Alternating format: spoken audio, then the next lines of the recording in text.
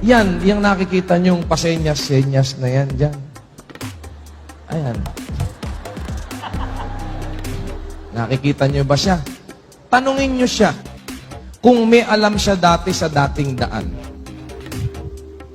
Hindi niya alam dati ang dating daan. Ang alam niya noon dati, si Gentle Dan. Hindi dating daan. Kilala niyo ba kung sino si Gentle Dan? Si Gentle Dan po ay isang announcer sa radyo. Announcer siya sa isang programa sa AM station na nung mga panahon na yon, kasabay din na nagpo-programa siya sa isang FM station.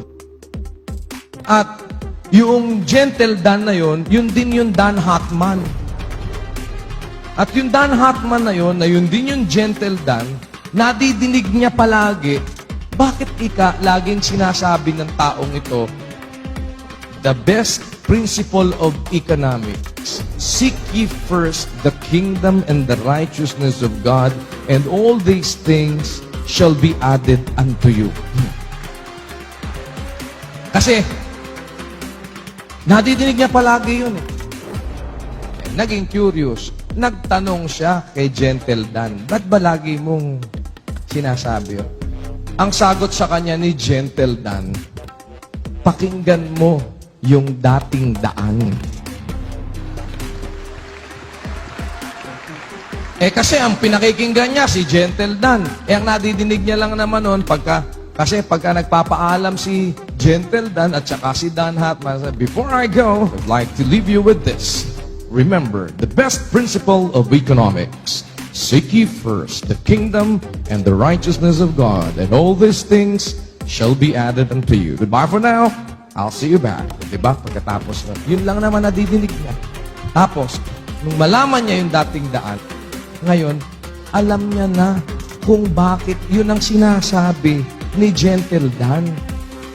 Pagka nagpapaalam sa programa, pagkatapos nun, nung masabi sa kanya ni Gentle Dan na makinig siya sa dating daan, subaybayan niya si Brother Eli Soriano, hindi na rin siya ulit nadinig ni Gentle Dan.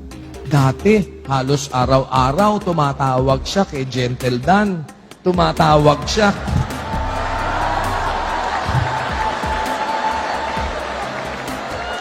Nagre-request pa siyang madalas.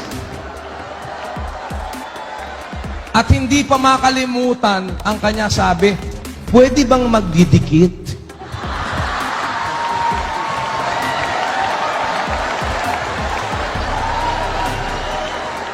Pwede naman, bakit hindi? At saka, can I grade?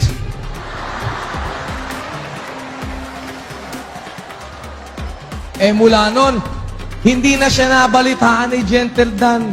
Hindi na rin alam ni Gentle Dan kung ano nangyari sa kanya.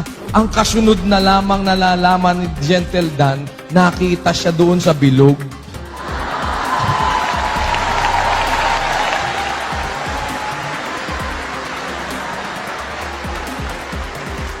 Pag nauunawaan mo maraming mga bagay, mga kapatid, talagang masasabi mo, salamat sa Diyos. Wag po ako tanungin ninyo kung duda kayo sa kwento o baka akala nyo kwento-kwento lang. Tanungin ninyo yung sumesenyas na yun. Sa Diyos ang lahat ng karangalan at kapurihan.